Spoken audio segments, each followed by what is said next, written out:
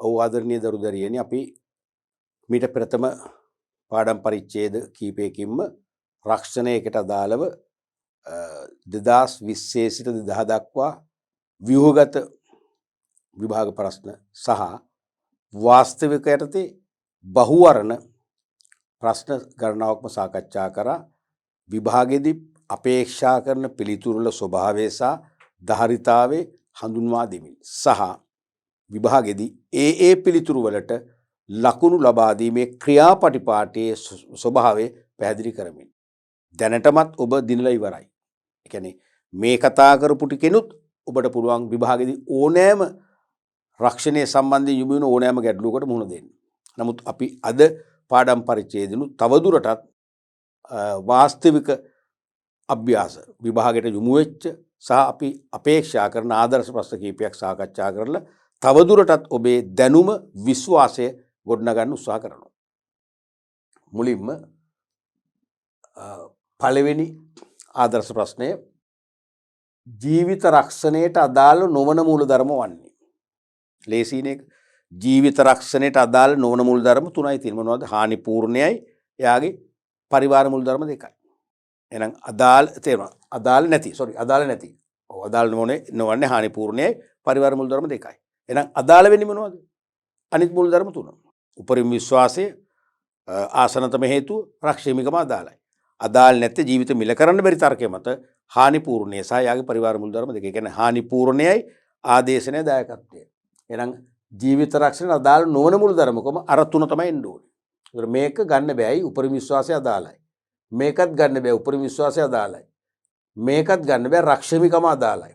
මේකත් ගන්න පුළුවන්. ඇයි? හානිපූර්ණයයි පරිවාර මූලධර්ම දෙකම තියෙනවා. එහෙනම් මේක තමයි අදාළ නොවන්නේ. මේ තුනම අදාළ වෙන්නේ නැහැ. මේකත් ගන්න බෑ උපරිම විශ්වාසය තියෙනවා. නම් ලේසි පැහැදිලිම උත්තරේ 4. උත්තරේ 4. ඊළඟට දෙවෙනි ප්‍රශ්නය රක්ෂණයෙන් සිදුවන්නේ බලමු මොකක්ද වෙන්නේ කියලා. අවදානම් අවම කිරීමකි. අවදානම් බැහැර කිරීමකි. අවදානම් තුනී කිරීමකි. එකම වගේ උත්තරනේ. අලාභ බැහැර කිරීමකි. අලාභ අවම කිරීමකි. මොකද කියන්නේ? මේක අමාරු නෑ. නමුත් අර සමහර ශිෂ්‍යයන්ට මේක ටික අර දෙන වචනත් එක්ක ව්‍යාකූල වෙනවා. අමාරු නෑ නැත්තම් මේක. ව්‍යාකූල අමාරු වෙනවයි ව්‍යාකූලතාවය දෙකක් නේ. ප්‍රශ්නයක් අමාරුයි. ප්‍රශ්නයක් ව්‍යාකූලයි. කියන්නේ අර්ථ දෙකක්. තේරෙනවද? මේක අමාරු නෑ ව්‍යාකූලයි. මොකද එක වගේනේ. දැන් අවදානම් අවම කිරීමකි. අවදානම් බැහැර කිරීමකි. අලාභ බැහැර කිරීම එක වගේනේ. මොකද හොඳම උත්තරේ? අපි මීට පෙර ප්‍රශ්නයක් කතා කරා මතක ඇති. රක්ෂණය යනු නිවාරණය කිරීමක් නොවේ. රක්ෂණය යනු නිවාරණයක් නොව.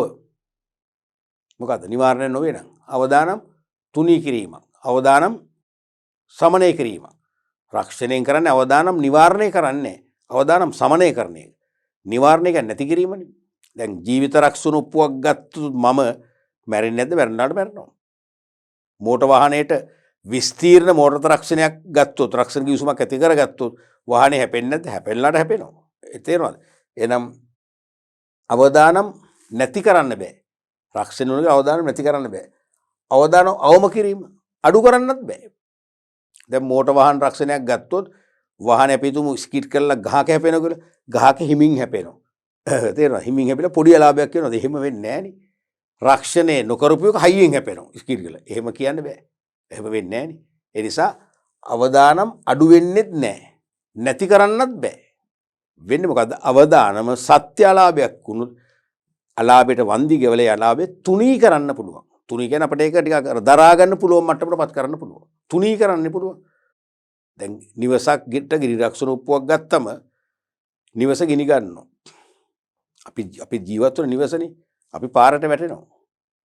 ඒක සදාකාලිකව අමතක නොවන පීඩනයක් නේ අපේ ඔළුවට එන. තේරෙනවද?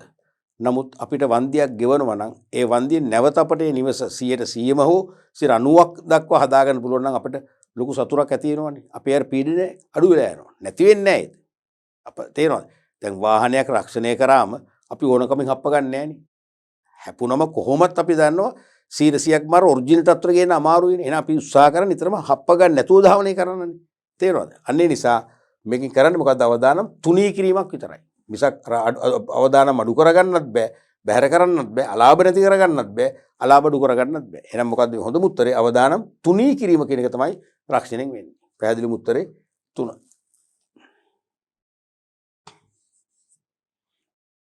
අපි බලමු ඊළඟ ප්‍රශ්නය.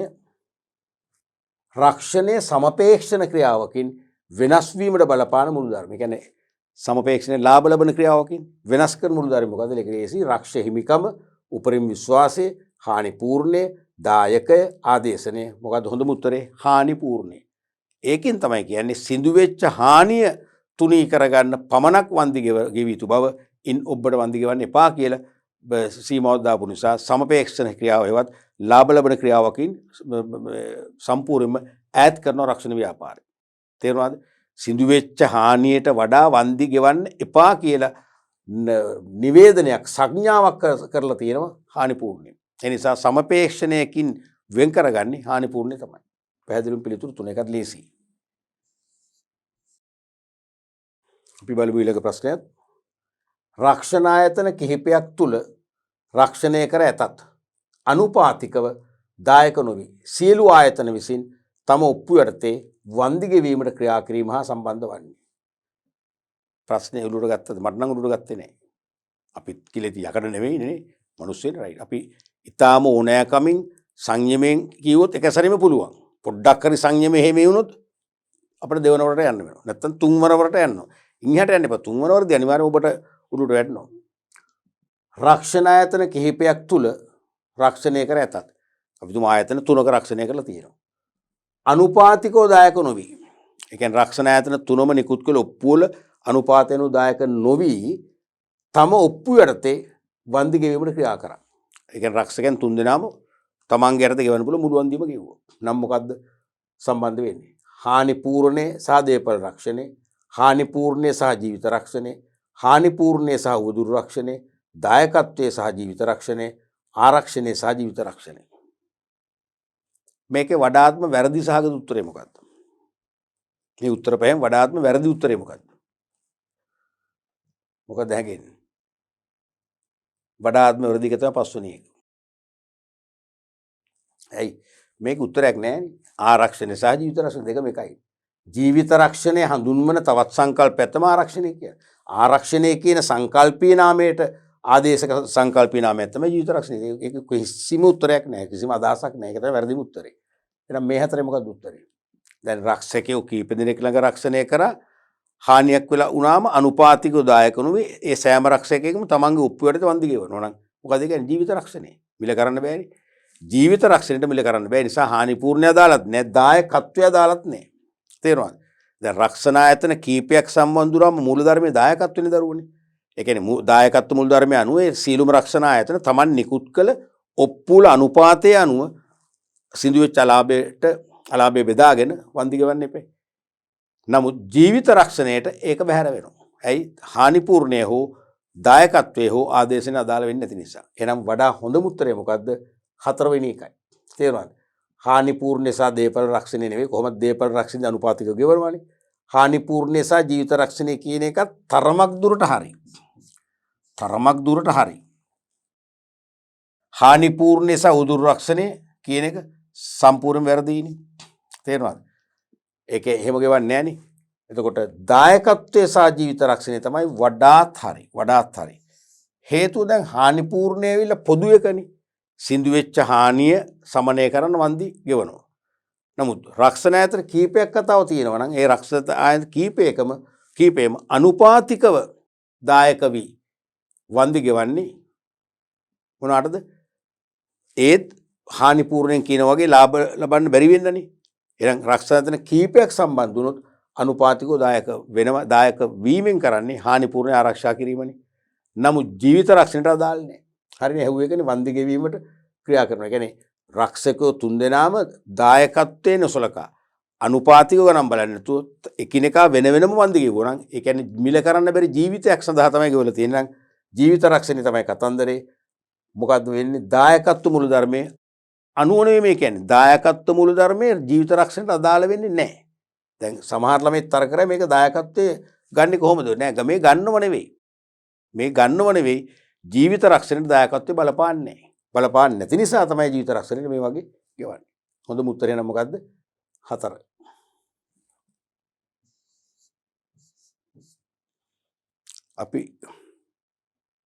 අපි ඊළඟ ප්‍රශ්නට යමු. ජීවිත රක්ෂණයේදී වන්දි ගෙවන අවස්ථාවට බල නොපාන මූල ධර්මය වන්නේ.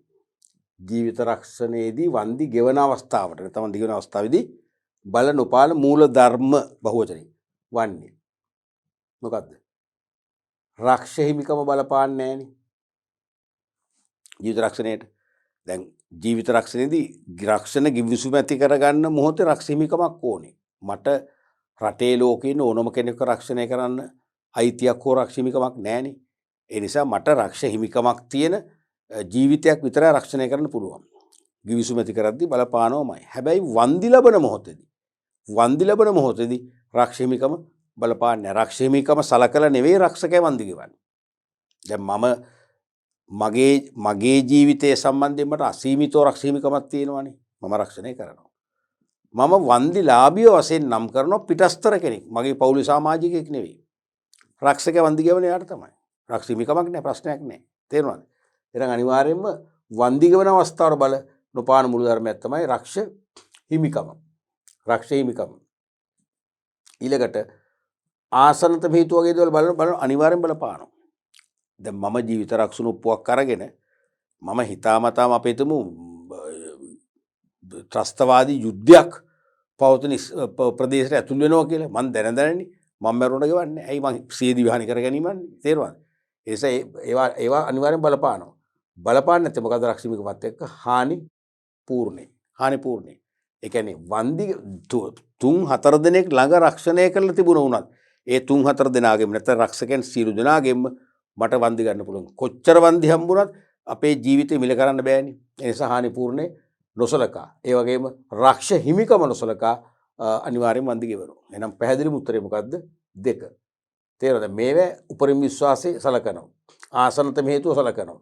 උපරිම විශ්වාසය සලකනවා. රක්ෂ හිමිකම සලසන්නේ නැහැ. රක්ෂ හිමිකම ආදේශනේ බලපාන්නේ. ඒ නිසා අනිවාර්යෙන්ම අපට අවශ්‍ය උත්තරේ හානි පූර්ණේ සහ රක්ෂ හිමිකම. මේ දෙක නොසලකා තමයි පැහැදිලිවම මේ වන්දි ගෙවන්නේ. එහෙනම් උත්තරේ 2.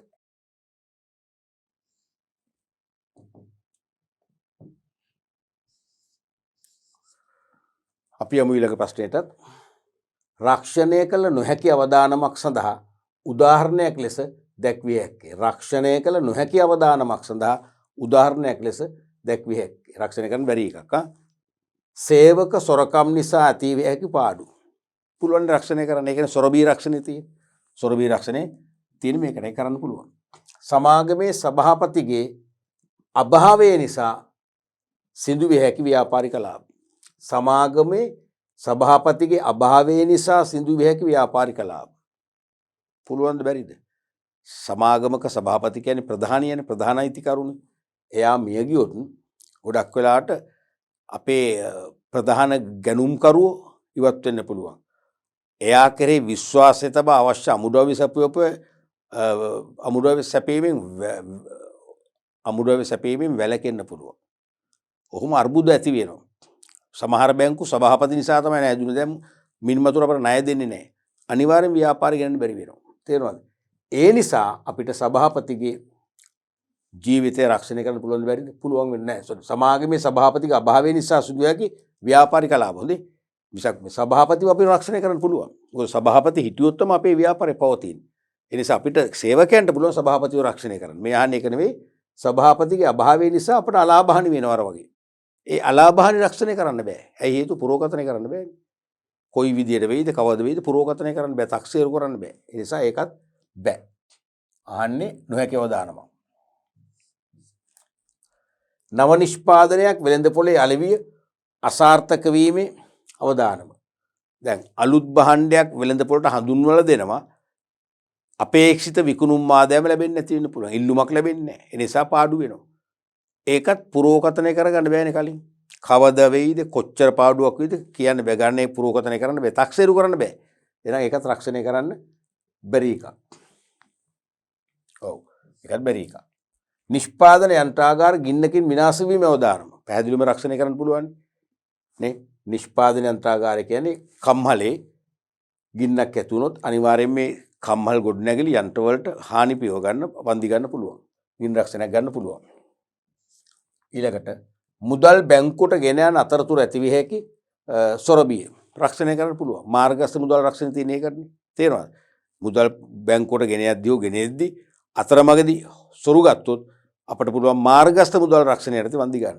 එහෙනම් ඒකත් රක්ෂණය කරන්න පුළුවන්. දැන් අහන්නේ මොකද? රක්ෂණය කළ නොහැකි අවදානම එකයි. අපි උත්තර දෙකක් සිලෙක්ට් කරා නොහැකි කියලා. අපි බලමු දැන් මේ දෙකෙන් නැවත මොකක්ද හරියන්නේ කියලා. එකක් තමයි නව නිෂ්පාදනයක් වෙළඳපොලේ අලෙවි අසාර්ථක වීමේ අවදානම. අලුත් භාණ්ඩයක් වෙළඳපොලට හඳුන්වා දෙනවා. නමුත් අපේක්ෂා කළ පරිදි ඒකට ඉල්ලුමක් ඇති වුණේ නැහැ. විකුණුම් ආදායමක් ලැබුණේ නැහැ. ලාභ ලැබුණේ නැහැ. ව්‍යාපාරය අසාර්ථක වෙන්න පුළුවන්. කාඩු වෙන්න පුළුවන්. තේරුණාද? ඒතර ඒක අපිට නව නිෂ්පාදනයක් වෙළඳපොලේ අලෙවි අසාර්ථක වීමේ අවදානම හරියටම කියන්න පුළුවන්ද? මෙච්චරක් දක්වා අඩු විකුණුම් ආදායමක් තමයි ලැබෙන්නේ. ඒ නිසා ලාභ ලැබෙන්නේ අලාභ ලැබෙනවා කියලා තක්සේරු කරන්න පුළුවන්ද? පුරෝකතනය කරන්න පුළුවන්ද? බෑ. එන එක රක්ෂණය කරන්න බෑ කොහෙත්ම. ඊළඟට සමාගමේ සභාපතිගේ අභාවය නිසා සිදු විය හැකි ව්‍යාපාරික ලාභ. සභාපතිනේ ප්‍රධාන හිමිකරුවා කීර්තිමත්ම කෙනා යානේ. එයා මිය ගියොත් අපිට සැපයුම් කරෝ සපයන්නේ නැහැ කියලා අපි කිව්වා. බැංකුණයි නොලැබෙන්න පුළුවන්. තේරුණාද? එතකොට අපේ භාණ්ඩ වෙළඳපොලේදී ගණුම් කරෝ ප්‍රතික්ෂේප කරන්න පුළුවන්. අපි කතිකාවක් ඇති වෙන්න පුළුවන්. අසවලා ඉඳද්දී නම් මේ භාණ්ඩේ ක්වොලිටි එක හොඳයි. එයා මිය ගියත් හරි ක්වොලිටි එක හොඳ නැහැ. ඒ වගේ ප්‍රශ්න එනවනේ. ඒව රක්ෂණය කරන්න බැරි බවන්නේ පේන්නේ. මොකද්ද හොඳම උත්තරේ? හොඳම මේ දෙකම හරි. මේක හරිම සංකීර්ණ ප්‍රශ්නයක්. මේ දෙකම හරි. මේකේ මම කියන්නේ පියෝ ගත්තොත් කියන්නේ පිරිසිදුව ගත්තොත් රක්ෂණය කරන්න බැරි එක තමයි 3. අලුත් භාණ්ඩයක් වෙළඳපොළට දුන්නම විකුණුනේ නැත්තම් පාඩුවක් වෙනවා. ඒක වෙයිද හරියටම? පුරෝකතනය කරන්න බෑ. තක්සේරු කරන්න පුළුවන්ද? බෑ. එහෙනම් පැහැදිලිව මේක රක්ෂණය කරන්න බෑ. එහෙනම් හොඳම උත්තරේ තමයි මේකේ 3. තේරුණාද? සමාගමේ සභාපතිගේ අභාවය නිසා සිදු විය හැකි ව්‍යාපාරය. ඒකෙත් ඇත්තක් තියෙනවා. නමුත් සභාපතිගේ අභාවයේ සිදු වුවාම මේ කියන අලාභ වෙනවද? එහෙම ශනිකෝම වෙන්නේ නැහනේ. සතියක්, මාසයක්, දෙකක්, තුනක්, අවුරුද්දක් දෙකක් යනකොට මේ ප්‍රතිඵල එන්නේ. එතෙක් ව්‍යාපාරය ඇද ගන්න පුළුවන්. ඔය කාලය තුල නව සභාපතිවරයෙක් පත් කරනවා. ඒ නව සභාපතිවරයා අරිටත් වඩා කීර්තිමත් කෙනෙක් නම් ලෝක ප්‍රසිද්ධ කරන්න මොකද වෙන්නේ? අනිවාර්යයෙන්ම දැන් අලාභ පැත්තට නැඹුරු ව්‍යාපාරයෙන් නැවත අදිලාභ ලබන තත්තර හැරෙන්න පුළුවන්. අන්න ඒ තර්කය මත අපි ඒක අයින් කරනවා. හරිද? එහෙනම් උත්තරේ මොකද්ද? 3. ඒක ටිකක් සංකීර්ණයි. ඒක ටිකක් සීරියස් නේ.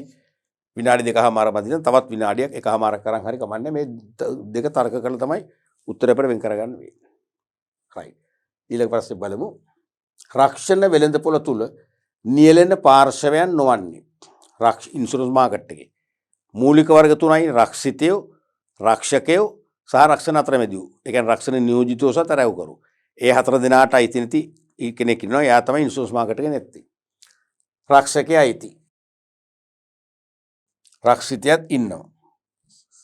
රක්ෂණ අතරමැදියොත් ඉන්නවා. රක්ෂණ තරව් කරුවොත් ඉන්නවා. අතරමැදියෝ තුල තරව් කරුවොත් අයිති. ඒකත් හරි. තෙවන පාර්ශවය රක්ෂණ වෙළඳපොළට ගන්න නැහැ නේ. තර්ඩ් පාර්ටි වෙනම කතාවක්. කියන්නේ රක්ෂිත විෂය වස්තුවකින් බාහිර පාර්ශවයන්ට හානියක් වුණොත් ඒ රක්ෂණ කිවිසුම වන්දි ලබා දෙනවා මිසක ඒගොල්ලෝ රක්ෂණ වෙළඳපොලේ අනිවාර්ය පාර්ශවයන් නෙවෙයිනේ. එහෙනම් පැහැදිලිම උත්තරේ මොකද්ද? මේකයි. පස්වෙනි උත්තරේ. ඒක ලේසි. ඒක තප්පර 15 පුළුවන් කරන්න. අපි ඊළඟ ප්‍රශ්නට යමු. රක්ෂණය කළ නොහැකි අවදානමක් වන්නේ. රක්ෂණය කළ නොහැකි. සේවකයින්ට තම සභාපතිගේ ජීවිතය රක්ෂණය කරන්න පුළුවන්. මොකද සභාපතිවරයා මිය ගියොත් ව්‍යාපාරය වැහෙන්න පුළුවන්. රැකියාව අහිමි වෙන්න පුළුවන්. සභාපතිවරයා ජීවත්ව සිටීමෙන් Tamanට වාසියක් වෙනවා. නැතිවීමෙන් අවාසියක් වෙනවා. රක්ෂණය කරන්න පුළුවන්. කිසි ප්‍රශ්නයක් නැහැ පුළුවන්.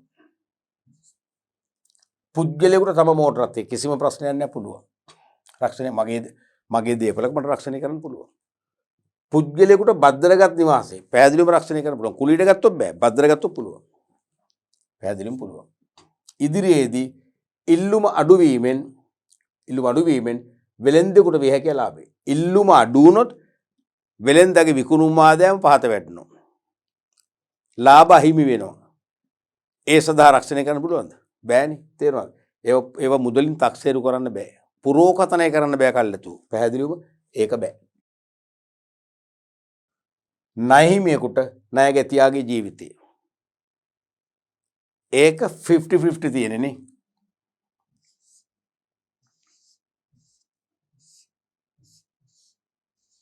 කොහොමද තියෙන්නේ?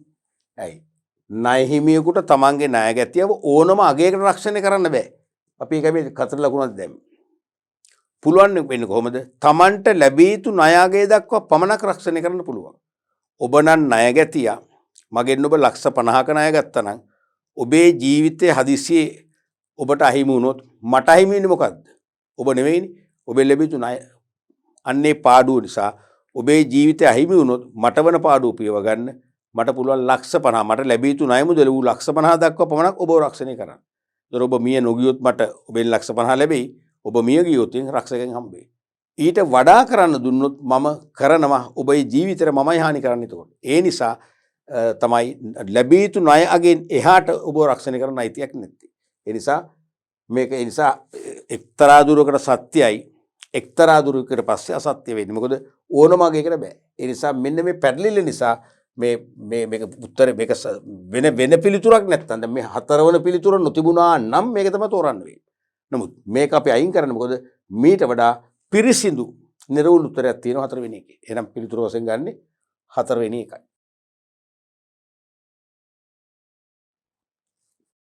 ඊළඟ ප්‍රශ්නේ බලමු. රක්ෂණ ගිවිසුමක් ඇතිවීමට බල නොපාන සාධකයක් වන්නේ. රක්ෂණ ගිවිසුමක් ඇතිවීමට බල නොපාන සාධකයක් වන්නේ. මතකනේ රක්ෂණ ගිවිසුමක් නිකන් ඇති වෙන්නේ නැහැ. දෙපක්ෂයක් අතර අවශ්‍යතා 6ක් සම්පූර්ණ වෙන්න ඕනේ. එකක් තමයි අර්පණය. අර්පණය කියන්නේ මොකද්ද? යෝජනාව. රක්ෂිතය විසින් අයදුම් පත්‍රයක් සම්පූර්ණ කරලා රක්ෂකයට බාර දීමෙන් කරන්නේ මොකද්ද? යෝජනාවක් කරනවා. මගේ අවදානම බාර ගන්න, මාත් එක්ක ගිවිසුමක් ඇති කරගන්න, හානියක් වුණොත් වන්දි ගෙවන්න කියන අර්පණය. ඒක හරි. ප්‍රතිෂ්ඨාව කියන්නේ මොකද්ද? ඒකත් හරි. ප්‍රතිෂ්ඨාව කියන්නේ වැලියු කියන එක. ඒ කියන්නේ අපේ රක්ෂණ ගිවිසුමට අපි අගයක් ආරෝපණය කරන්න ඕනේ. ගිනි රක්ෂණයක් ගන්නවා කියනකො නිවසට අපි වන්දි අගයක් දාන්නේ. රක්ෂක අහනවා කීයද? ඔන්න කීයක් හරි දෙන්නකෝ. ඒක රක්ෂක කියනවා එහෙනම් ගාණක් කියන්නකෝ. කියන්නේ නෑ අපි පස්සේ බලමු. එහෙම බෑ. අනිවාර්යෙන් වන්දි අගයක් තියෙන්න ඕනේ. ඕනම එකක වන්දි. දැන් ජීවිතත් මිල කරන්න බැරි වුණාට අපි වන්දි අගයක් දාන්න ඕනේ. එහෙම නැත්නම් දැම්මේ නැත්තම් මොකද වෙන්නේ? මම මිය ගියන් පස්සේ මගේ යැපෙන්නු ගිහිල්ලා රක්ෂණ ආයතනේ වටලා ඉන්නේ. කිය මේ මනුස්සයා ලෝකයක් වටිනවා, රටක් වටිනවා, ලොවක් වටිනවා. ඒ නිසා මේ මනුස්සයාගේ ජීවිතේට කෝටියක් දෙකක් දෙනවා, කෝටි 10ක් දෙන්න, 20ක් දෙන්න, ඉමිල්ලන්න පුළුවන්නේ. එහෙම හරියන්නේ නැහැ. සංකීර්ණයිනේ. ඒ නිසා මිල කරන්න බැරි වුණාට අපිට ගෙවන්න පුළුවන් වාරිකයන්ු තීරණය කරනවා කෝටි 2යි. එහෙනම් දෙකකට වඩා දෙන්නේ නැහැ. සෑම රක්ෂණ කිවිසුමක වෙනම් ප්‍රතිෂ්ඨාවක් නැත්නම් වටිනාකම තියෙන්න ඕනේ. ප්‍රතිග්‍රහණයක් ඕනේ. රක්ෂණ ඇදුම්පතෙන් අවදානමක් බාර ගන්න කියලා කරන යෝජනාව පිළිගැනීමක් කරනවා කවුද? රක්ෂකයා රක්ෂණ උපව ප්‍රදානය කිරීමකින්. එහෙනම් අනිවාර්යෙන් ප්‍රතිග්‍රහණය අවශ්‍යයි. නෛතික වැදීම. අනිවාර්යෙන්ම රක්ෂණ ගිවිසුමක් සඳහා නීත්‍යානුකූල බැඳීමක් ඇති කර ගැනීම හැකියාව දෙපක්ෂයටම තියෙන්න ඕනේ. ගිවිසුම් වලට ලැබීම තහනම් නම් ප්‍රජා අයිතිය හවුසි නම් තේරෙනවද?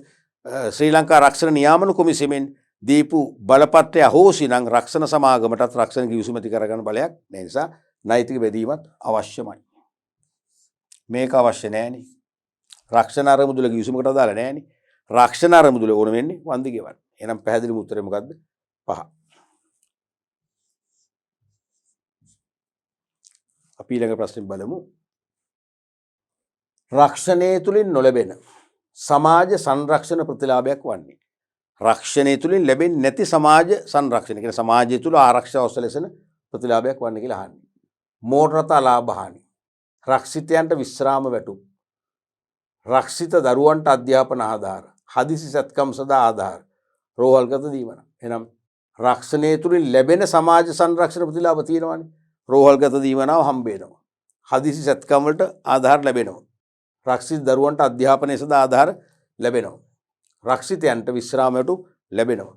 මෝටර් තලාබහන් ලැබෙනවා. ලැබුණට ඒක සමාජ සංරක්ෂණයක් වශයෙන් පිළිගන්නේ නැහැනේ. පුද්ගලයෙකුට දෙවෙනි මෝටර් රථෙට දෙන්නේ. එහෙනම් උත්තරේ මොකක්ද? එක. එකක් සංකීර්ණ නෑ ලේසි. උත්තරේ එක. ඊළඟට 11 වන ආදර්ශ ප්‍රශ්නේ සේව්‍යයන් විසින් තම සේවකීන් වෙනුවෙන් ලබා ගන්න රක්ෂණය. සේවයන් කියන්නේ කවුද? සේවා යෝජකයෝ හාම්පුතාලා තමන්ගේ සේවකයන් වෙනුවෙන්. කියන්නේ සේවකයන් වැඩ කරන අතරතුර විවිධ අනතුරු මගින් ජීවිත හානි, ශරීර තුවාල, ශරීරාංග අහිමිවීම, අකර්මණ්‍ය වීම වැනි දේවල් වෙන්න පුළුවන්. එහෙම වුණොත් වන්දි ගෙවන්න ඕන සාම්පුතා. ඒ සඳහා ලබා ගන්න රක්ෂණය තමයි සේවය විසින් සේවකයන් වෙනුවෙන් ගන්න. මොකද්ද? සේවා යෝජක නැත්තම් සේව්‍ය වගකීම් රක්ෂණය. නැත්තම් කම්කරු වන්දි රක්ෂණය. නැත්තම් සේවක වන්දි රක්ෂණය කියලා ඔක්කොම කියන්නේ එකයි. එහෙනම් සේව්‍ය රක්ෂණය, සේවක වන්දි රක්ෂණය, නිෂ්පාදිත වගකීම් රක්ෂණය, සමූහ රක්ෂණය, මහජන වගකීම් රක්ෂණය වඩා හොඳම එක මොකද්ද? සේවක වන්දි රක්ෂණය කියන එකයි. නැත්තම් කම්කරු වන්දි රක්ෂණය.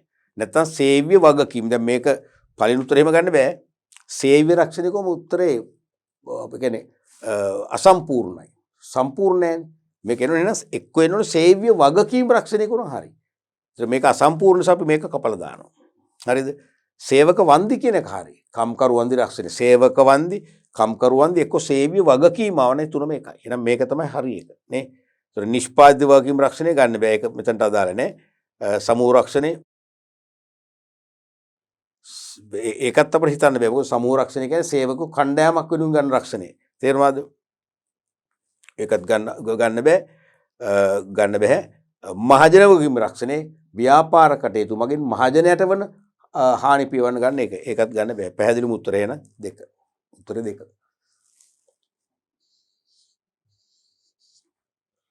අපි බලමු ඊළඟ ප්‍රශ්නයත්.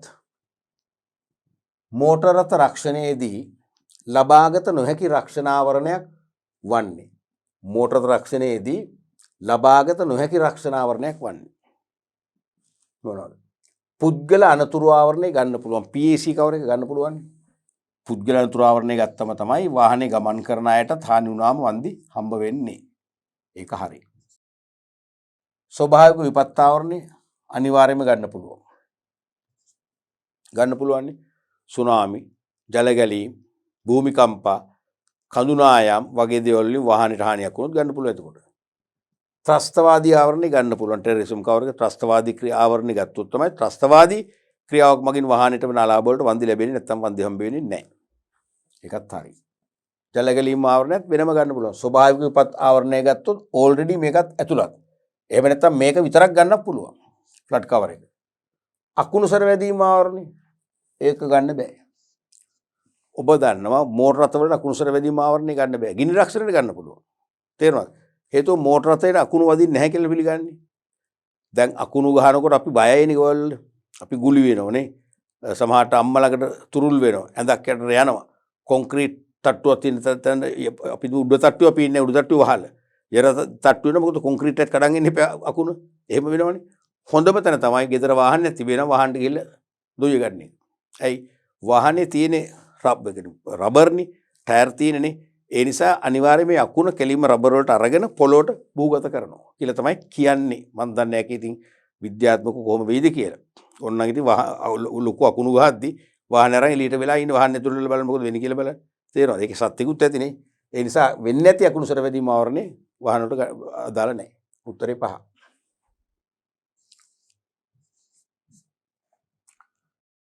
අපි ඊළඟ ප්‍රශ්න වලට යමු බලන්න. අපි ඊළඟට කතා කරන්නේ මේ සප්ලයි ටයිප් නැත්නම් සැපීම් වර්ගයේ ප්‍රශ්නයට හිස්තැන් පුරන ප්‍රශ්න. ඒව සාපේක්ෂව අඩු අර MCQ ප්‍රශ්න ධාරිතාව වෙන්නේ 30ක් නේ. 30ක් නිසා සාමාන්‍ය සෑම මාතෘකාවටම ප්‍රශ්න එකක් නැත්නම් දෙකක් හෝ තුනක් බාර දෙන්න පුළුවන්. මේවා ප්‍රශ්න 10යි නේ ඉතින්. මුළු මාතෘකා 18යි 18ෙම ප්‍රශ්න දාන්න බෑ. ඒක තේරෙනවනේ. ඒ නිසා සාමාන්‍ය මේකේ අපි අවුරුදු 10ක් ගත්තොත් 10ක අවුරුදු 2ක 3ක තමයි ප්‍රශ්න තියෙන්නේ. සුදුසු වචන නැත්නම් වචන යොදා හිස්තැන් පුරවන්න. මේ තියෙන්නේ 2007 විභාගයට විමුක්ත ප්‍රශ්නේ 2000 ඉඳන් 2006 දක්වාම හිස්තැන් පුරවන ප්‍රශ්න ඇවිල්ලා නැහැ කියන්නේ. 27 වෙනි අභ්‍යාසය වශයෙන් ආපු එක. රක්ෂිතයින් ආරක්ෂා කිරීමේ අරමුදලක් ස්ථාපනය කිරීම සඳහා රක්ෂණ සමාගම්වල වාර්ෂික ආදායම් මත අය කරන බද්ද හිස්තනක් ලෙස ඇඳින්වී. උළුට ගියේ නෑ නේද? මටත් ගියේ නෑ බලමු ආයි. රක්ෂිතයින් ආරක්ෂා කිරීමේ අරමුදලක් ස්ථාපනය කරන්න. රක්ෂිතයින් කියන්නේ රක්ෂණ ඔප්පු හිමියන් ආරක්ෂා කරන්න. අරමුදලක් ස්ථාපනය කිරීම සඳහා රක්ෂණ සමාගම්වල වාර්ෂික ආදායමෙන් අය කරන බද්දක්. ඒක මොන බද්ද කියලාද කියන්නේ? සෙස් බද්ද. සෙස් බදුන කියන්නේ සෙස් බද්දක් කියන්නේ දරුවනේ කිසියම් නිශ්චිත ව්‍යාපාර ශ්‍රේෂ්ඨයක නියුක්ත ව්‍යාපාරවල ආදායම් ව්‍යාපාරිකයන්ගෙන් ඒගොල්ලන්ගේ ආදායම් සහ ලාභ මත අය කරනවා. නිශ්චිත නැත්නම් නිශ්චිත කර්මාන්ත ශ්‍රේෂ්ඨයක නියුතු ව්‍යාපාර වලින් ඒගොල්ලන්ගේ ආදායම හෝ ලාභය මත අය කරනවා බද්දා. ඒ බදු මුදල යොදවන්නෙම රීඉන්වෙස්ට් කරන්න ප්‍රත්‍යායෝජනය කරන්නෙම ඒ අදාළ කර්මාන්ත ශ්‍රේෂ්ඨයේ සුබ සිද්ධියටමයි. තේරෙනවද? අදාළ කර්මාන්ත ශ්‍රේෂ්ඨයේ සුබ සිද්ධියටමයි. වෙනස් ශ්‍රේෂ්ඨ වලට යොදවන්නේ නැහැ. එතකොට තේරෙනවද? එතකොට ඒ බදු මුදල එකතු කරලා වෙන වෙන දේවල් පාවිච්චි කරන්නේ නැහැ. පාරවල් හදන්න, වීදි ලාම්පු දාන්න බෑ. තේරෙනවද? අපි උදාහරණයක් වශයෙන් ගමුකෝ බැංකු කියලා. බැංකු කර්මාන්තේ නියුක්ත බැංකුවල සෙස් බද්දක් පැනෙවුවොත්. එහෙනම් බැංකුවල ආදායමෙන් කිසියම් 100 ගාණක් සෙස් බද්දක් අය කරනවා. ඒ බදු මුදල යොදවන්නේ බැංකුවල දියුණුවටමයි. ඒ නිසා සෙස් බද්දක් පැනෙවුවොත් මං කියන්නේ අදාළ අංශේ ව්‍යාපාරිකෝ ඒකට වොරු වෙන්න හොඳ නැහැ. කැමැත්තෙන් ගෙවන්න ඕන. මොකද මේ බදු මුදල ගෙවනවා කියන්නේ තමන්ගේ කර්මාන්ත ශ්‍රේෂ්ඨට අනිවාර්යයෙන් හොඳ තත්ත්වයක් උදා වෙනවා. දැන් අපි ගමු ටියුෂන් කර්මාන්තේ. ටියුෂන් කර්මාන්තයට අයිති සෑම උපකාරක පන්තියක්ම උපයන ආදායමෙන් 100%ක සෙස් බද්දක් ගත්ත කියන්නකෝ. එහෙනම් සියලුම උපකාරක පන්තිවල හිමිකරුන් ඒ බද්ද කැමැත්තෙන් ගෙව යුතුයි මගේ මතේ. හේතුව ඒ බදු මුදල දෙන්නේ උපකාරක පන්තිවල දියුණුවටමයි.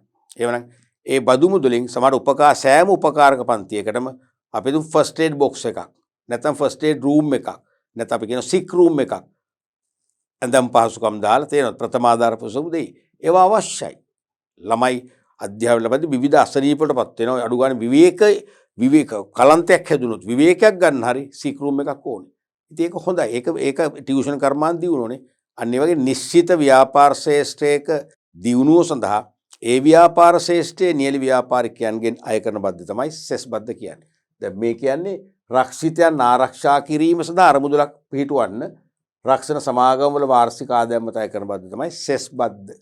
සෙස් බද්ද.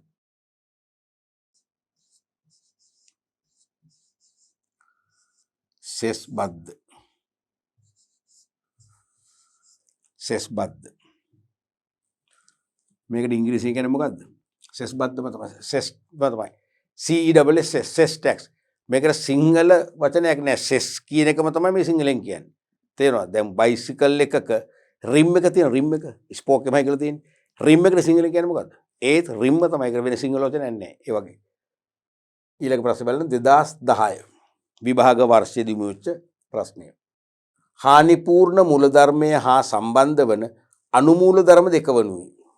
මේක නම් සෑහෙන අමාරු ප්‍රශ්නයක් නේ. මේ වගේ ප්‍රශ්න આવොත් මොකද වෙන්නේ? අපිට අනිවාර්යයෙන්ම සිහිය නැති වෙයිද? නෑ, සිහිය නැති වෙන්න ඕනේ නෑ. කිසිදු අමාරුවක් නෑ. ලේසිම ප්‍රශ්න. මං කියන්නේ මේ වගේ ප්‍රශ්න විභාගෙට අහන එක මං කියන්නේ තරම් නෑ. ඒ කියන්නේ ඔබගේ ආත්මගරුත්වය අමුමුවේ උල්ලංඝනය කිරීමක් කරනවා මේකේ. ඇයි? ඔබ මීට වඩා බරපතල ප්‍රශ්න වලට සූදානම් වෙලා යද්දි අහනවා මේ වගේ පොඩි ප්‍රශ්න නේ. හානිපූර්ණ මූල ධර්මයේ සම්බන්ධ වන අනුමූල ධර්ම දෙක මොකද්ද? එකක් දායකත්වය, අනිත් එක මොකද්ද? ආදේශනය. මෙච්චරයි. මේ තනි ප්‍රශ්න ලකුණු දෙකම දීලා තියෙන මේක විභාගෙ වැඩි මේකට. සරලම ප්‍රශ්නයක් ඒක. ඊළඟ ප්‍රශ්නේ බලමු. 2016 විභාග ප්‍රශ්නය 37 වෙනි ප්‍රශ්නේ අයන්න වශයෙන් උණු වෙච්ච. මෝටර් රථය හා එහි ගමන් කරන මගීන්ට බාහිර පාර්ශ්වයන්ට හා සියලුම දේපළ වලට සිදුවන හානි සඳහා ආවරණය ලබා ගැනීමට හැකිවන්නේ. මෝටර් රථය හා එහි ගමන් කරන මගීන්ට හරිද?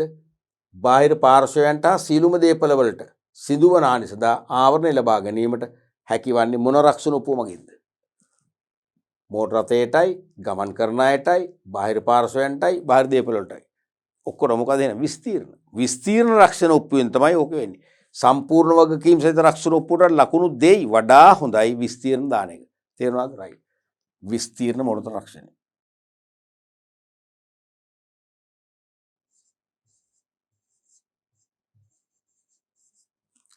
විස්තීර්ණ ඕන අපි මේක දාමු ස්ට්‍රෝක් එකක්. විස්තීර්ණ එක්කෝ සම්පූර්ණ.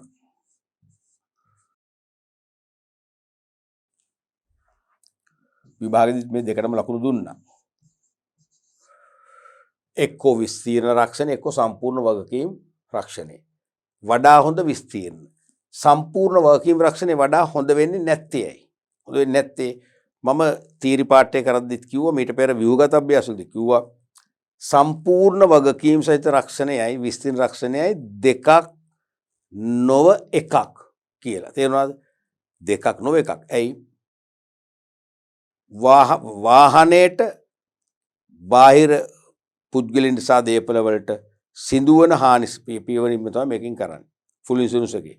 නමුත් ඒකට විශේෂයෙන්ම මූලික අතිරේකාවරණ කීපයක් ඇතුළත් කරනවා. අපි ඉල්ලුවට නැතත් ඒක දාලා තියෙන්නේ. ඒ කියන්නේ සොරබි ආවරණය, ගිනි විදුරු ආවරණය, හදිසි අනතුරු ආවරණය කියන තුන කොහොමත් හැම එකටම දීලා තියෙන්නේ. ඉන් එහාට අතිරේක ආවරණ දෙන්නේ නැහැ. ඒක අපි ගන්න ඕනේ වාරිකයේ ගෙවල. තේරුණාද? එහෙනම් ඉන් එහාට තවත් අතිරේක ආවරණ සියල්ලම නෙවෙයි වැඩි ප්‍රමාණයක් තියෙනවා ඇතුළත් කරලා තියෙනවා. ඒතකොට ඒක සම්පූර්ණ වගකීම නෙවෙයි විස්තීර්ණ රක්ෂණය කියලා කියන්නේ. ඒ කියන්නේ විවිධ පැති වලට විස්තරණය කරලා තියෙනවා. රක්ෂණ ආවරණ මගින්. තේරෙනවා? ඒ අතේ තමයි විස්තීර්ණ කියන්නේ. එතකොට මේක වඩා හොඳ විස්තීර්ණ සම්පූර්ණ වගකීම. මොකද සෑම මෝටර වාහනයකටම ලබා ගන්න සම්පූර්ණ වගකීම් සහිත රක්ෂණයේදී බාහිර පුද්ගලයින්ට බාහිර පුද්ගලයින් නෙවෙයි ගමන් කරන අයට හානිනුත් වන්දි ගෙවන්නේ නැහැ. නමුත් මම තීරි පාඨයේදී කිව්වා ප්‍රයිවට් පර්පස් කියන එක පෞද්ගලික භාවිතයට ගැනීම අරමුණෙන් වාහනයක් ලියාපදිංචි කරනවා. ව්‍යාපාරික භාවිතයට ඩුවල් පර්පස් නැත්නම් කමර්ෂල් පර්පස්. ඒ කියන්නේ ව්‍යාපාරික අරමුණු සඳහා පාවිච්චි කරන වාහනයක් වශයෙන් ලියාපදිංචි කරා නම් ඒකට වෙනම සැලකිල්ලක් තමයි තියෙන්නේ. පෞද්ගලික අපේ ගෙදර පාවිච්චියට ලියාපදිංචි කර පුද්ගලික වාහනයක් නම් හරිද? ඒකට කොහොමත් පුද්ගල අනතුරු ආවරණය දීලා තියෙන්නේ. ඒ නිසා ගමන් කරන අයට ගෙවනවා. නමුත් බිස්නස් පර්පස් නැත්නම් ඩුවල් පර්පස් නම් රෙජිස්ටර් කරලා තියෙන්නේ. ඒකෙදි ඒ වාහනේ ගමන් කරන රීදුරු තැන නැත්නම් රීදුරු සහායක සමහරට මගින් ඒගොල්ලන්ට ගෙවන්නේ. ඒකට ඒ කවර එක වෙනම ගන්නට ඕනේ. තේරෙනවද? ඒ කවර එක වෙනම ගන්නට ඕනේ. ඒ නිසායි මම කිව්වේ සම්පූර්ණ වගකීම් සහිත රක්ෂණය 100% මේකට හොඳ නැහැ. මොකද ව්‍යාපාරික නැත්නම් වෙළඳ වාහනවලදී සම්පූර්ණ වගකීම් සහිත රක්ෂණයක් තිබුණොත් එහෙම ගමන් කරන්නට හම්බෙන්නේ නැති නිසා. නමුත් අපේ පෞද්ගලික කාර්යකකදී නේ අපිට ඒක ලැබෙන නිසා අපි ඒකත් ගමු විභාගයට දුන්නා. හොඳම උත්තරේ මොකද්ද? විස්තීර්ණ. විස්තීර්ණ එක ඕල්රෙඩි මේ කවර එක තියෙනවා. ඕනම වාහනයකට තියෙනවා. කම්ප්‍රිහෙන්සිව් පොලිසි ගත්තනම් අර පුද්ගල අනතුරු ආවරණය. ඒ කියන්නේ වාහනේ ගමන් කරන නම් කළා නම් නොකළ මගීන්ට සිදුවන අනතුරු වලට වන්දි ගන්න පුළුවන් වෙන කවර එක අනිවාර්යයෙන් මේකේ තියෙනවා. මේකේ නොතිබෙන්න පුළුවන්. හොඳම උත්තරේ මේ. රක්ෂණ ඔප්පුව මගින් වන අතර බාහිර පාර්ශවයන්ට හා දේපල වලට සිදුවන හානි සඳහා පමණක් ආවරණය ලබාගත හැකි වන්නේ. තේරුණානේ? මගින් වන අතර බාහිර පාර්ශවයන්ට හා දේපල වලට සිදුවන හානි සඳහා පමණක් ආවරණය සලසා ගන්න පුළුවන් වන්නේ මොකෙන්ද? තෙවන පක්ෂ රක්ෂණ ඔප්පුවේ. තෙවන පක්ෂ.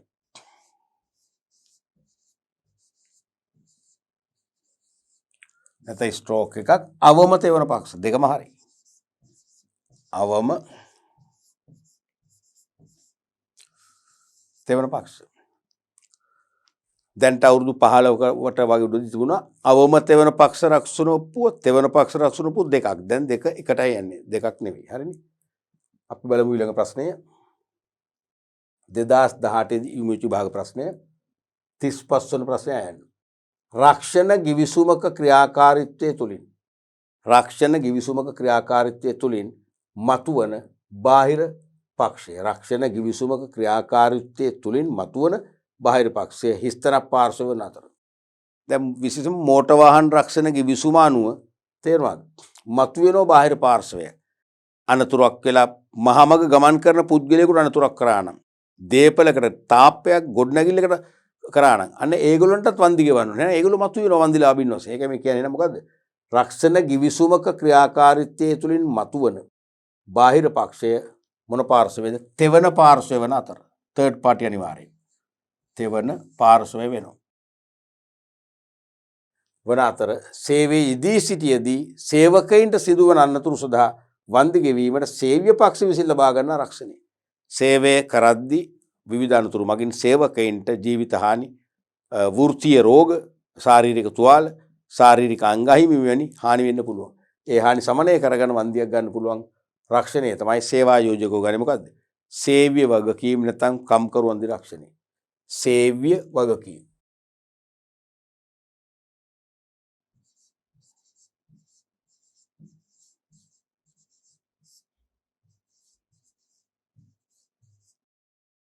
නැත්නම් කම්කරු වන්දි. නැත්නම් සේවක වන්දි තුනම හරි.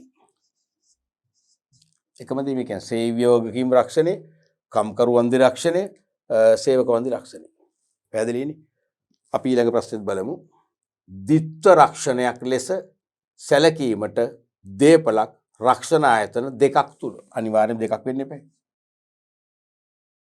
ද්විත්ව රක්ෂණයක් වන්නට නම් දේපලක් රක්ෂණ ආයතන දෙකක් තුල රක්ෂණය කළ යුතු අතර සමස්ත ඔප්පුල වටිනාකම් දේපලේ අගය හිස්තනක යාවෙන්න ඕනේ. එහෙනම් තේරෙනවද? ද්විත්ව රක්ෂණයක් වෙන රක්ෂකෝ දෙන්නෙක් ළඟ රක්ෂණය කරනවා. ඒ දෙන්නගම නිකුත් කළ ඔප්පුල අගය තමයි සමස්ත අගය කියන්නේ. ඒ සමස්ත වටිනාකම දේපලේ තක්සේරු වගේ මොකද ඉක්මවා යන්න ඕනේ. උදාහරණයක් වශයෙන් දේපලක් ලක්ෂ 20 නම් දෙන්නෙක් ළඟ ලක්ෂ 10 බැගින් රක්ෂණය කරොත් ඒක ද්විත්ව නෙවෙයි. ඇයි හේතුව? දේපලයාගේ ලක්ෂ 20නේ 20 ඉක්මවා ගියේ නෑ අර දෙක එකතුවේ. එහෙම නැත්නම් දෙන්න ළඟ රක්ෂණය කරනවා ලක්ෂ 12යි ලක්ෂ 8යි. අන්න ද්විත්ව. ඇයි? දැන් දේපලයාගේ ලක්ෂ 20යිනේ. මෙතන ලක්ෂ 22ක් එනවා. තේරුණාද? එහෙනම් අනිවාර්යයෙන්ම ද්විත්ව වෙන්න දෙන්නෙක් ළඟ රක්ෂණය වෙන්නත් ඕනේ. දෙන්නගෙම නිකුත් කළ ඔප්පුවල පොදු අගයට වඩා අනිවාර්යයෙන්ම අඩු අගයක් වෙන්නට ඕනේ දේපලයාගේ. නැත්නම් දේපලයාගේ ඉක්මවා යන්නට ඕනේ. දේපලයාගේ ඉක්මවා යා යුතුයි.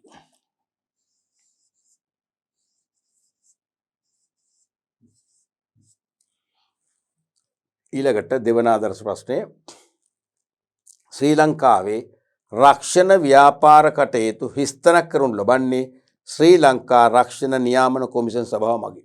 ලංකාවේ රක්ෂණ කටයුතු මොනව කරන්නද? නියාමනය කරන බල අධිකාරිතා මේ පාලනය කරනකොට ලකුණු දේවි වඩා හොඳ නියාමනය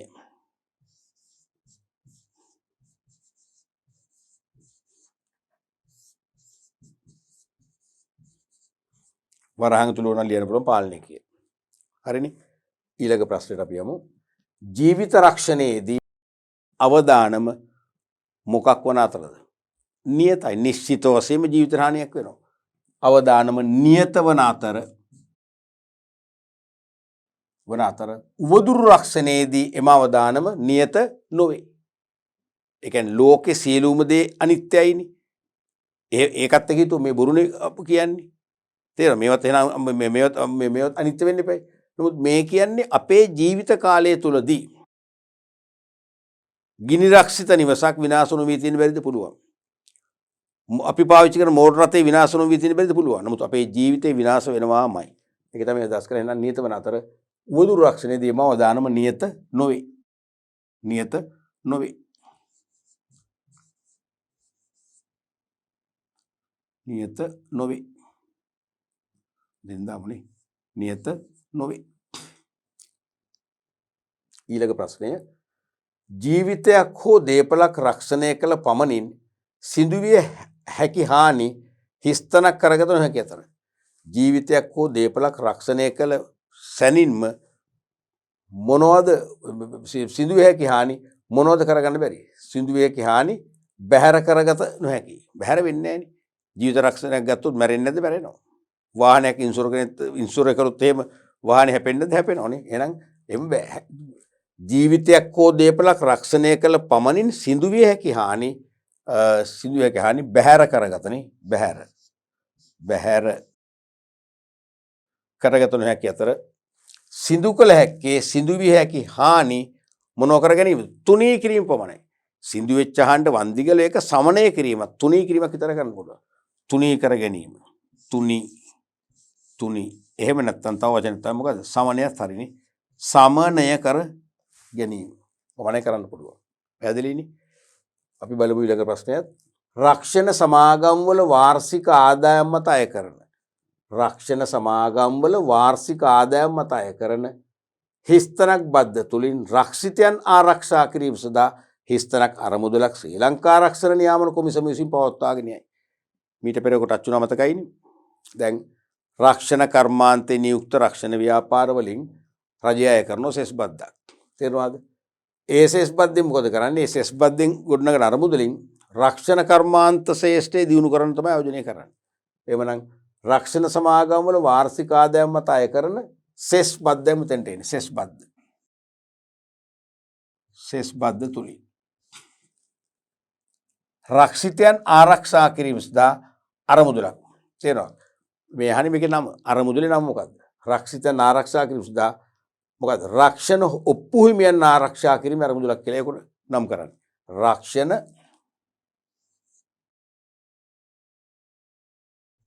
ඔප්පු හිමියන්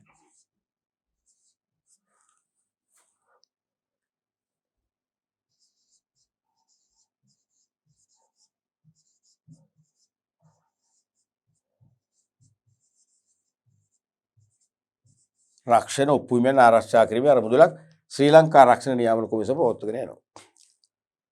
ඊළඟ ප්‍රශ්නේ ගබඩා පාලකයින් හා මුදල් අය කැමියන් වැනි සේවකයින් විශ්වාසය කඩකර මුදල් ලෝ භාණ්ඩ වංචා මගින් තම සේවා යෝජකයින්ට සිදු කළ හැකි අලාභ ආවරණය කර ගැනීමට සේවා යෝජකයින් ලබාගත හැකි රක්ෂණය. දැන් කැෂියර් කෙනෙක් මුදල් අය කැමියෙක් ගන්න විශ්වාසවන්ත කෙනෙක් බලන්න හොරෙක්ව ගන්න නැහැ නේ. ගබඩා පාලකත් මොකද ගබඩා පාලට පුළුවන් ගබඩාය භාණ්ඩ පන්නන්න හොරපාරින්නේ. හරියට සල්ලි වංචා කරන්න පුළුවන්. ඒ නිසා විශ්වාසය ගන්න. නමුත් ගත්තත් කලක් යනකොට සල්ලි ප්‍රශ්න එනකොට මේ ව්‍යාපාරේ මුදල් භාණ්ඩ වංචා කරන්න පෙළවෙන බැරිද මේගොල්ලෝ? ඒ නිසා අනිවාර්යයෙන්ම මේගොල්ලෝ ඒ විශ්වාසයේ හාම්පුතා තිබූ විශ්වාසයේ කඩ කරමින් සොරකමට පෙළඹිලා හාම්පුතාලගේ මුදල් ලෝ භාණ්ඩ වංචා කරන්න පුළුවන්.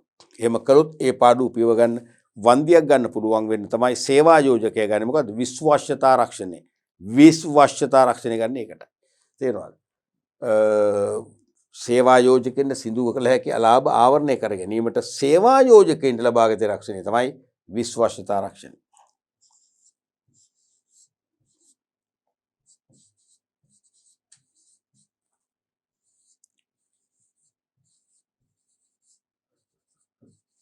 විශ්වාස්‍යතා රක්ෂණය. අපි ඊළඟට යමු. අපි බලමු ඊළඟ ප්‍රශ්නේ. රක්ෂිතයෙකු තම පෞද්ගලික තොරතුරු හෙළිදරව් කිරීමේදී නිවැරදියි සිතා අසත්‍ය තොරතුරු හෙළිදරව් කිරීම. තේරෙනවද? රක්ෂිතයෙකු රක්ෂණ කිවිසුම ඇති කරගන්නකොට තොරතුරු හෙළි කරන්න එපා. හෙළි කරනකොට නිවැරදි කියලා කියන්නේ සත්‍යයි කියලා සිතලා. ඒ කියන්නේ වංචනික චේතනාවන්නේ අහිංසකයි. සත්‍යයි කියලා හිතලා තොරතුරු සපයන හැබැයි ඒවා වැරදි ඒවා. සත්‍ය නිවැරදියි සිතා අසත්‍ය තොරතුරු හෙළිදරව් කරනවා නම් මොකක්ද ඒකට කියන්නේ? මොකද කියන්නේ අහිංසක දුර්නිරූපණය මතකයිනේ අහිංසකයිනේ දුර්නිරූපණයක් වැරදි තොරතුරු නිරූපණයක් කරනවා හැබැයි ඉතින් අහිංසකයි හරි කියලා තමයි කරන්නේ ඉතින් එහෙම කරයි කියලා සමාවක් නැහැ උපරිම විශ්වාසයෙන් මුළු ධර්මයේ කඩකලා කියන චෝදනාවට ලක් වෙනවා තේරෙනවද හෙළිදරව් කිරීම අහිංසක දුර්නිරූපණය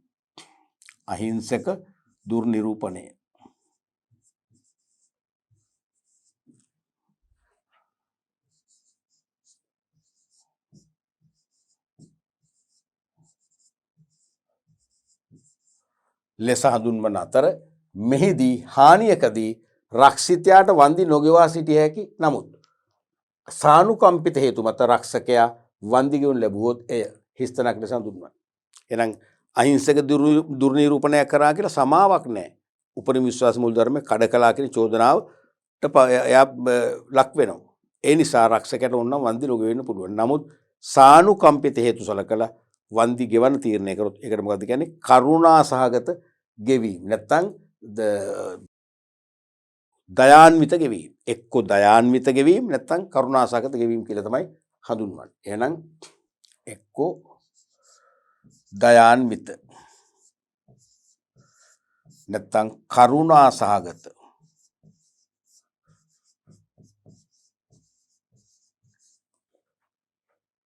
ගෙවීමක් ලෙස තමයි හඳුන්වන්නේ. පැහැදිලිනේ? අපි ඊළඟ ප්‍රශ්නෙත් බලමු. වර්ෂ 20ක් සඳහා ජීවිත රක්ෂණ ඔප්පුවක් ලබා සිටි ටෝනියෝපාත කියන්නේ අපේ පළවෙනි ටෙස්ට් කණ්ඩායම ඕපනින් බෝලර් කෙනෙක්. ටෝනියෝපාත වර්ෂ 16ක් වාරික ගෙවීමෙන් පසු ඔප්පුව අතහැර දැමීමට අදහස් කරයි නම් ඔහුට විය හැකි අලාභ අවම කර ගැනීමට වඩා සුදුසුම විකල්පය වන්නේ. ප්‍රශ්නේ දාගත්ත දොළුවට. වර්ෂ 20ක් සඳහා ජීවිත රක්ෂණ ඔප්පුවක් ලබා සිටිය ටෝනියෝපාත. එයා වර්ෂ 16ක්ම වාරික ගෙවුවා. දැන් කල්පිරි ළඟ අවුරුදු 4යි තියෙන්නේ. ඊට පස්සේ යාට ආදායම් මාර්ග අහිමි වීම රෝගාතුරු වීම වගේ හේතුවක් මත සාධාරණ හේතුවක් මත වාරික ගෙවන්න බැරි නිසා ඔප්පුව අතහැර දාන තීරණය කරා. හැබැයි ඉතින් අතහැර දාන එකත් අපරාධයක්. අවුරුදු 16ක්ම වාරික ගෙවලවන්නේ. වාරික වලින් 75% දැන් ගෙවලා තියෙන්නේ. අදහස් කරයි නම් ඔහුට විය හැකි ලාභ. දැන් මෙයා නිකන් හිටියොත් ඔප්පුව අප්‍රාණික වෙනවා. අප්‍රාණිකයිනේ.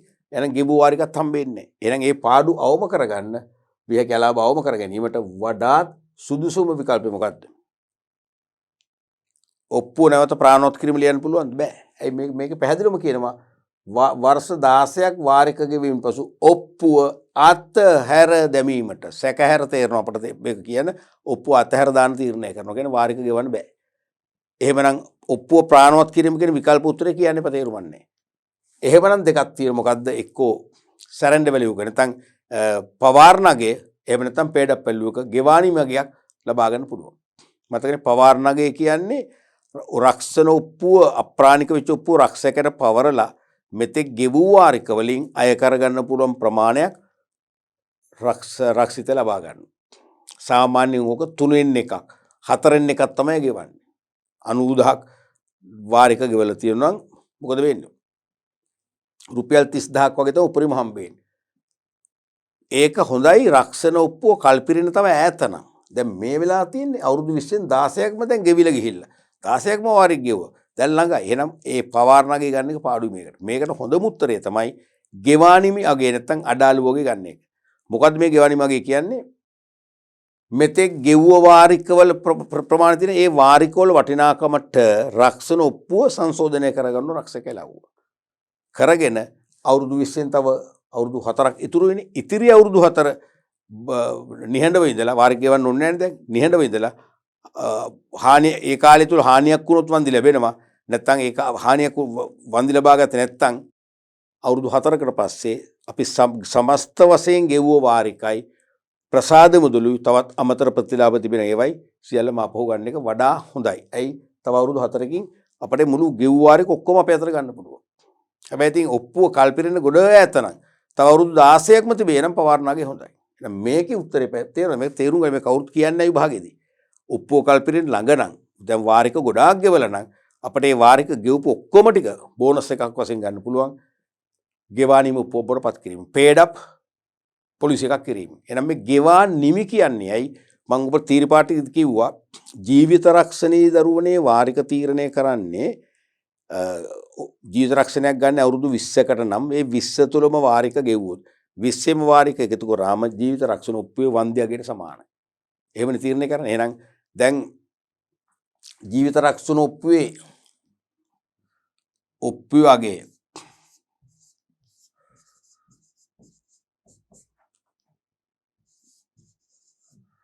ලක්ෂ 80 කියන්නකො වාරිකාගේ මෙතෙක් වාරිකාගේ හොඳයි මෙතෙක් වාරිකෝලාගේ අපි හිතමු ලක්ෂ 71යි. එහෙම හිතන්නකො ඔප්පුවේ වන්දියාගේ රුපියල් ලක්ෂ 80යි අවුරුදු 20යි කාලේ ඒ 16ක් වෙනකොට ලක්ෂ 71ක්ම වාරික ගෙවලා. දැනුයි වාරික ගෙවන්න බැරි වෙන්නේ. එවනම් හොඳම විකල්පය මොකද්ද? ගෙවානිම උපෝබ්බට පත් කරනවා. එහෙනම් අපි රක්ෂකයන්ගෙන් ලිඛිතව ඉල්ලනවා සාධාරණ හේතු කියලා අපිට මේක කරන්න බෑ. ඒ නිසා මේක ගෙවානිම උපෝබ්බට පත් කරන්න. කොහොම රක්ෂක මොකද කරන්නේ? මේ ලක්ෂ 80 කපලා ඒ වෙනුවට ලක්ෂ 71 ආදේශ කරනවා රක්ෂණ කිවිසුමට. එහෙනම් ලක්ෂ 71 තමයි දැන් රක්ෂණ උප්පුවේ වන්දියාගේ. එහෙනම් දැන් වාරික අපි ගෙවපු වාරික වලගෙත් ඒත් එකයි. එහෙමනම් දැන් ගෙවන දෙයක් නැහැ. දැන් ගෙවා නිමි පේඩක් පොලිසි එකක් වුණා. හරිනේ. ඇයි මුළු වාරික වල එකතුව සමාන වෙන්න ඕනේ උප්පු වන්දියාගේට. දැන් සමානයි. අන්න ගෙවා නිමි උපෝබ්බටපත් කරන කෙනේ ඒකයි. එහෙම කළාට අවුරුදු 20 මුල් කාලේ 20 ඒක සංශෝධනය කරන්න බෑ. 20න් 16ක් ගියා තව 4ක් අපි නිහඬව ඉන්නවා.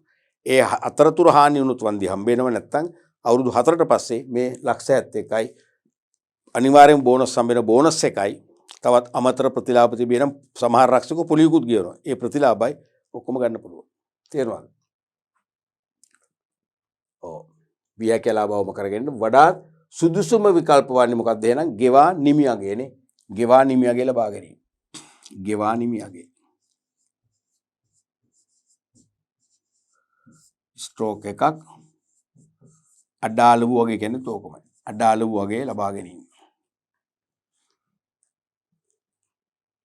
ඊළඟට 9 වෙනි ආදර්ශ ප්‍රශ්න බලමු අපි. ලංකාවේ රක්ෂණ සමාගම් අධීක්ෂණය හා පාලනය කරනු ලබන ආයතන වන්නේ. ලංකාවේ රක්ෂණ සමාගම් අධීක්ෂණය කරන්නේ පාලනය කරන්නේ. පොදුවේ නම් නියාමනය කරන්නේ කවුද? ශ්‍රී ලංකා රක්ෂණ නියාමන කොමිසම.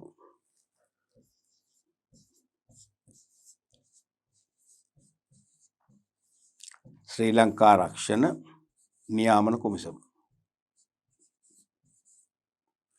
නියාමන කොමිෂන් සභාව නැත්තා.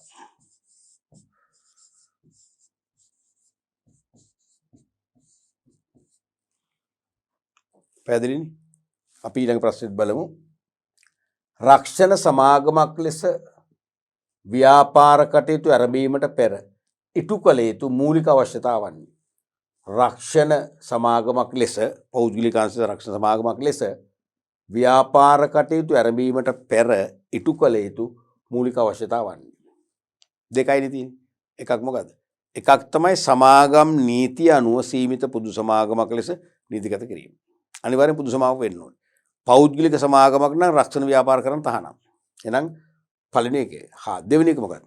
දෙවෙනි එක තමයි ශ්‍රී ලංකා රක්ෂණ නියාමන කොමිෂන් සභාවෙන් රක්ෂණ ව්‍යාපාරයක් කරගෙන යාමට බලපත්‍රයක් ගන්නට ඕනේ.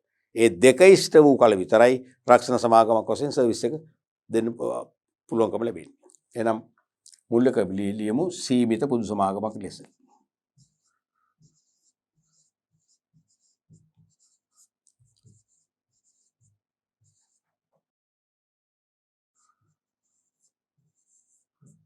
ලෙස නීතිගත කිරීම.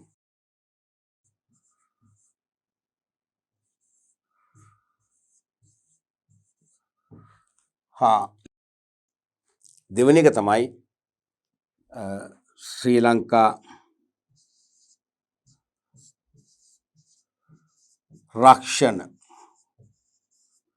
නියාමන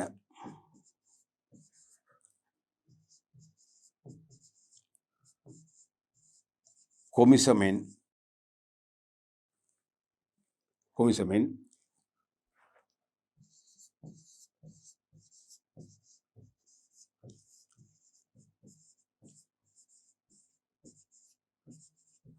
බලපත්‍රයක් ලබා ගැනීම. පැහැදිලිනේ? ඔව් දරුවනේ. අතොර අපි අද දවසේදී මේ පාඩම් පරිච්ඡේදය තුලින් වටිනා ප්‍රශ්න කීපයක් කතා කරා. මොනවද? රක්ෂණයට අදාළව මෙත පසුගිය විභාගවලට යොමු වෙච්ච සප්ලයි ටයිප් නැත්නම් සැපීම් වර්ගයේ හිස්තැන් පුරවන ප්‍රශ්න.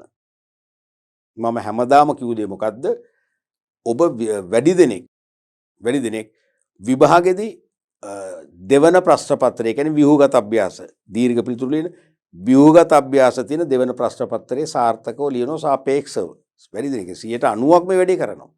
නමුත් දෙවන ප්‍රශ්න පත්‍රයට සාර්ථකව ලියලා ලකුණු ගත්තට පළවෙනි ප්‍රශ්න පත්‍රයේ ලකුණු එනකොට මොකද වෙන්නේ? අර ලකුණටත් තනක් නැති වෙලා යනවා. ඔක තමයි වෙන්නේ.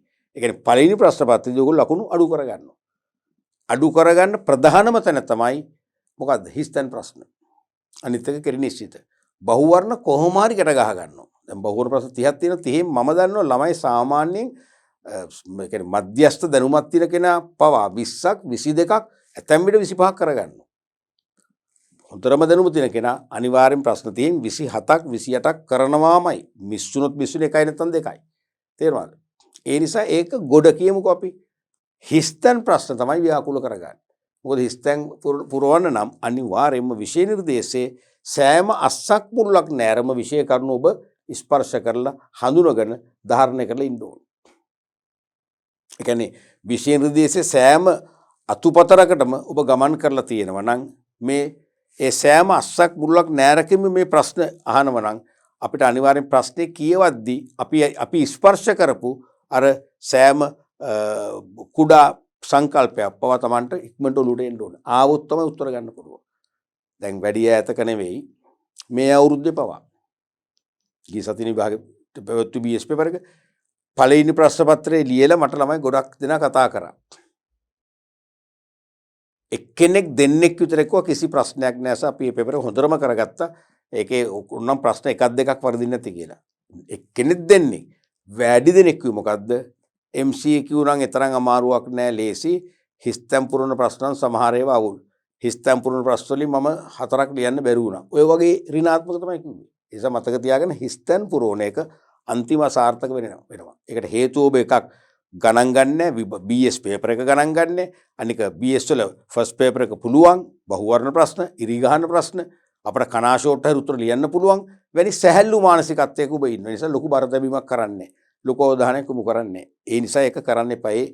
ඒකට උත්තර තමයි මම මේ දැන් දුන්නේ. හිස්තැන් පුරවන ප්‍රශ්න ගණනාවක් සාකච්ඡා කිරීමෙන් ඔබේ මනසට දුන්න හිස්තැන් පුරවන ප්‍රශ්න වලට බැරි නෑ.